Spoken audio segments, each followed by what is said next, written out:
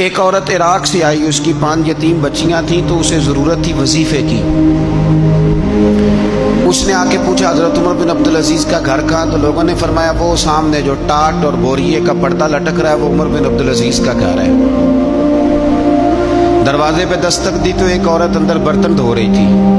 پوچھا السلام علیکم، امیر المومنین سے ملنا ہے۔ وہ کہنے لگی اس درخت کی چھاؤں میں بیٹھ جاؤ، ابھی تشریف لاتے ہیں۔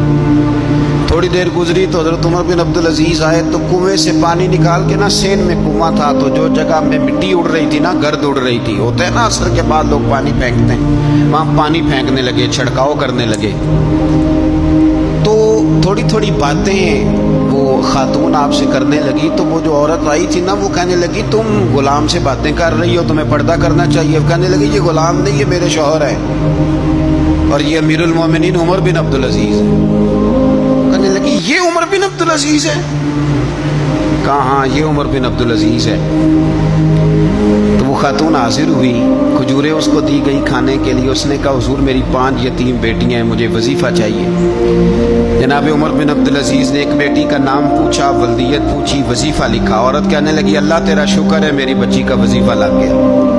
دوسری کا نام پوچھا، ولدیت پوچھی، عمر پوچھی، وظیفہ لگایا۔ اللہ تیرا شکر ہے میری یتیم بچی کا وظیفہ۔ 4 بچیوں کے وظیفے عمر لکھتے رہے، خاتون اللہ کی حمد کرتی رہی۔ 5ویں کا لکھنے لگے تو کہنے لگی میں نے زمانہ بڑا دیکھا ہے پر عمر بن عبدالعزیز تیری طرح کا بندہ نہیں دیکھا۔ آپ فرمانے لگے اب میں 5ویں کا وظیفہ نہیں لکھتا، 4 کا وظیفہ جا کے گورنر سے منظور کرا لے اور 4 کو کہنا تھوڑا تھوڑا 5ویں کو بھی دے دے۔ حضور کیوں نہیں لکھتے؟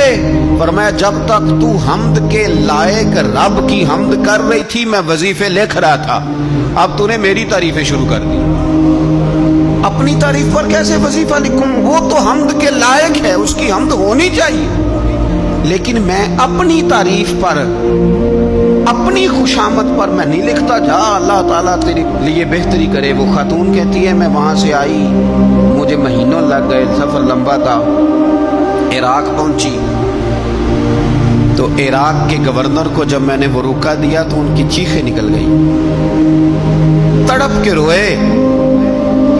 میں نے کہا کیا ہوا؟ کہنے لگی بی بی جس نیک آدمی نے تجھے یہ لکھ کے دیا تھا نا، چند دن ہوئے ان کا انتقال ہو گیا۔ عمر بن عبدالعزیز پردہ فرما گئے۔ وہ خاتون پھر روئی، کہنے لگی یتیم بیٹیوں کا اب کیا بنے گا، اس رکے کا کیا بنے گا؟ تو آپ فرمانے لگے بی بی جب امیر عمر بن عبدالعزیز جیسا ہو تو گورنروں کو بھی اللہ کچھ توفیق دے ہی دیتا ہے۔ اگر انہوں نے تیرا وظیفہ زندگی میں لکھا تھا تو فکر نہ کر، جب تک میں زندہ رہوں گا وظیفہ پہنچتا رہے۔